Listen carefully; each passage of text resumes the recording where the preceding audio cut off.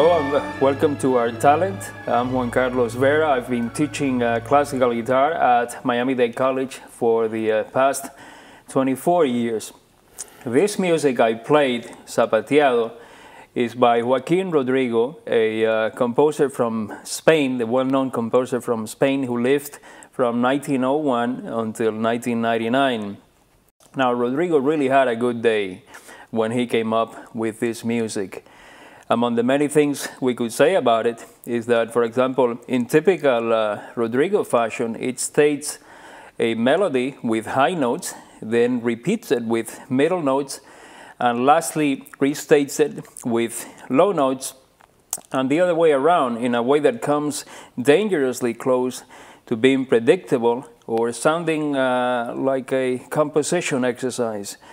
But in Rodrigo's methodical workings, the music never succumbs, and it maintains a high degree of interest, excitement, momentum. Another thing one could say about this music is that Rodrigo had an eye for technical difficulty, almost as a trademark, as found in many of his guitar compositions. Intimately familiar with the flashy, virtuosic guitar playing of his time, and having steeped himself fully in the historical heritage of the guitar in Spain, Rodrigo was a sharp guitar connoisseur, even though he did not play the instrument. With pinpoint accuracy, he could dash off a complicated passage that would embolden the ambitious guitarist to rise to the occasion, but would discourage the less adventuresome guitarist from even trying.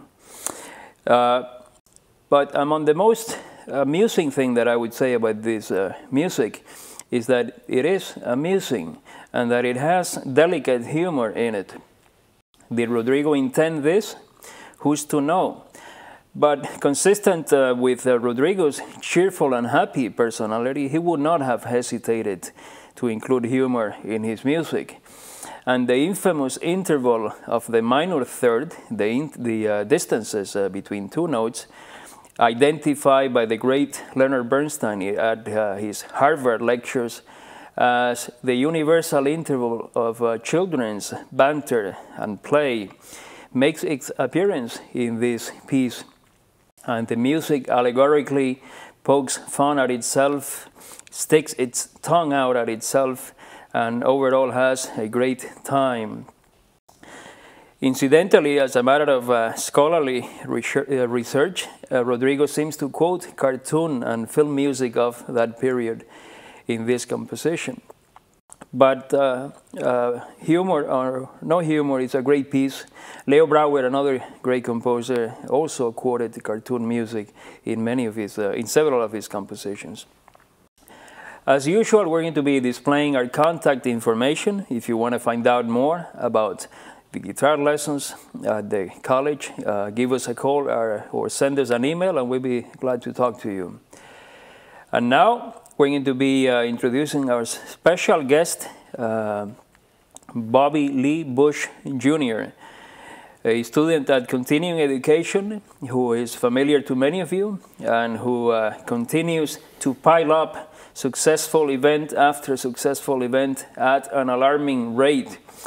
And today we're going to be talking about the latest of this, which is that he introduced. He was the opener, the player who started the concert, the recent concert by Phil Collins in Miami Beach this past December. Of course, Phil Collins is one of the most recognizable and familiar names in the music industry. Bobby started that concert, was selected to start the concert. He's also receiving an award and sponsorship from Phil Collins' organization, started by Phil Collins and his wife, Oriane.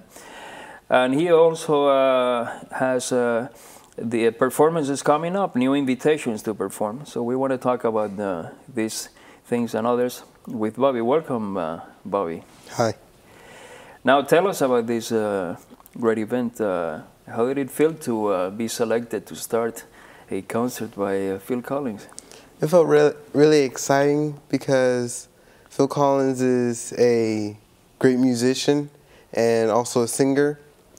And I also got to open up for Richard Marx, a famous singer, Laura Pausini, and Gigi D'Alessio. Where was this concert held? In Miami Beach.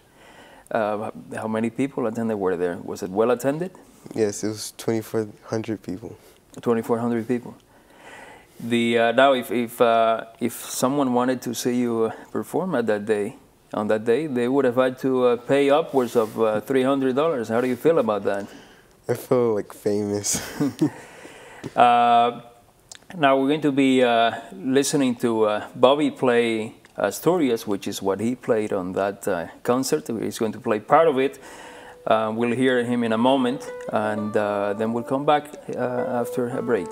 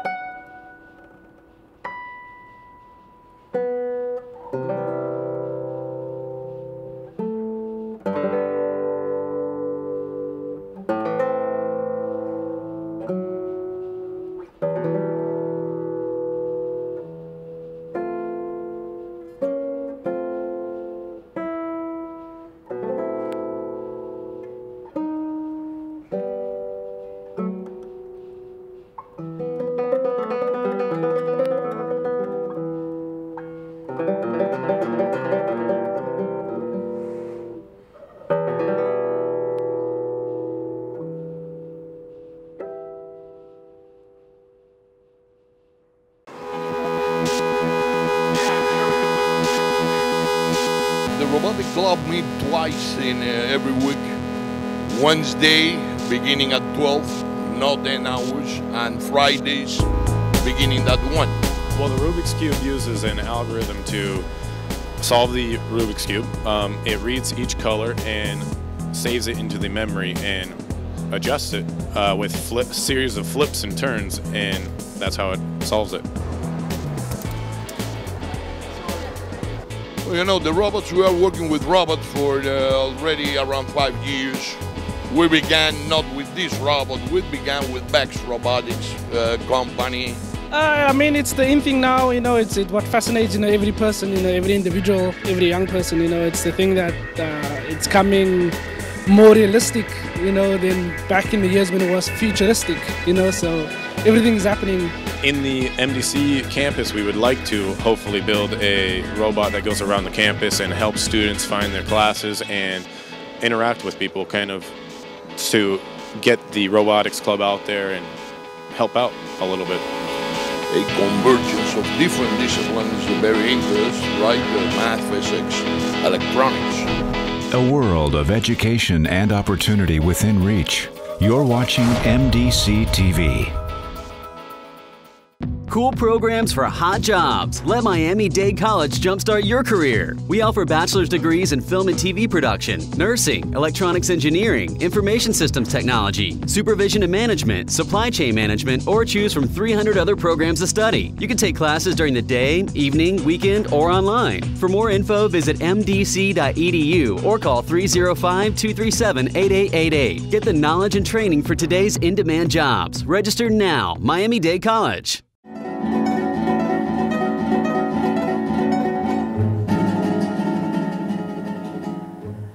Welcome back. Well, Bobby, that was pretty good. That was an excellent performance. Now, continuing to talk about the that concert, the Phil Collins concert.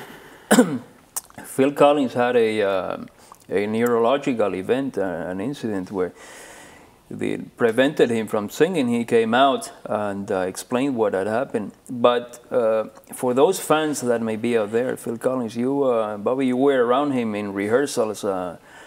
What kind of an individual, what kind of a human being did he seem to you? Did he show up with 10 limousines and fancy dress, or did he come across as a regular kind of guy? He's like a guy down to earth. He's not really, he's humble. He's very humble. Like the great artist. Now the Phil Collins Foundation is helping you out, and one of the things that we have requested is a classical guitar, a concert guitar for you, which is in the process of being delivered. Why do you need a concert guitar? What will it do for you? Well, it will give me a better sound, help me play better. That's pretty much it. In performance situations especially, yes, you're going to get a much better sound. Now the foundation also has helped with lessons by paying for extra lessons so that you can get many more lessons that you normally would. Usually 1 lesson a week is what most students would do, but you're getting a lot more time thanks to them. Has this helped your family? Yes, financially, and yeah, it helps us financially because sometimes we have problems with money, and they help everybody. us. The most. Now, right after this concert, the week after, in fact, you started to receive more invitations to appear locally. So you're going to be playing throughout South Florida. I believe one of those is in the historic bookstore, Books and Books. Tell us about these events that you're going to be participating in. I'm going to be playing for Young Time, Big Dreams.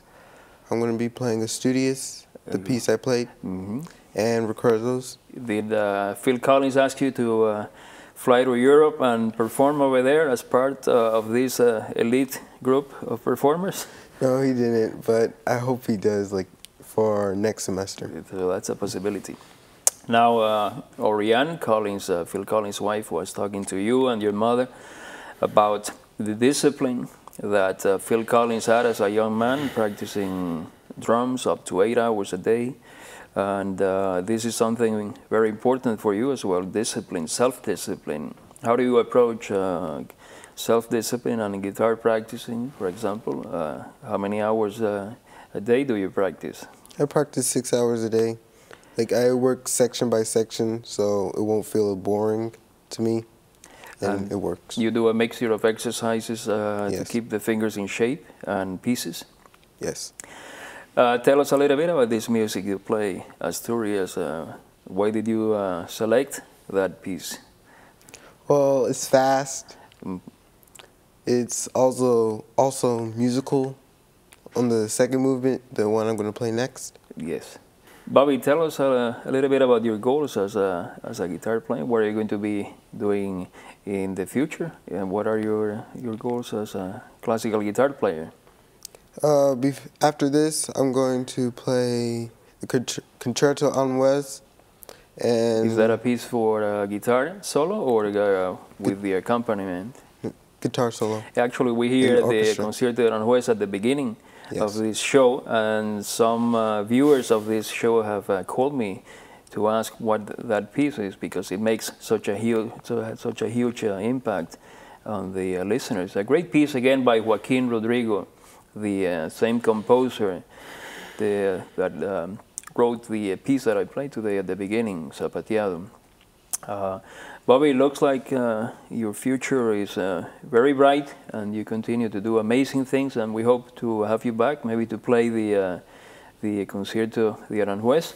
And now we're going to see the rest of this wonderful piece played in an incredible manner by Bobby, the rest of Asturias. And so we'll look at that right now.